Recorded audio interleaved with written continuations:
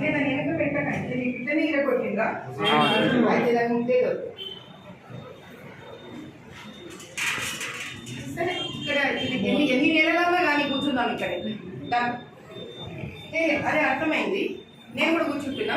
ఇది రోజులెత్తదా వారాలెత్తా నెలలెత్తదా ఈసారి చూసుకుందాం. కూడుకునేది లేదు ఇంకా. ఎంఐఎం వాళ్ళకి నేను చెప్తే మన గణేష్ చతుర్థి వస్తుంది.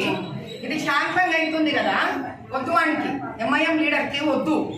ఇప్పుడు దీనికి ఎట్లా లేపుతాడంటే ఇప్పుడు బంగ్లాదేశ్లో లేపినట్టు దీన్ని హిందూ ముస్లింస్ అని చెప్పాలని ప్రయత్నం చేస్తుండ్రు. వచ్చి పగలగొట్టింది ముస్లింలు కాదు, ఎంఐఎం కార్పొరేటర్ కొడుకు.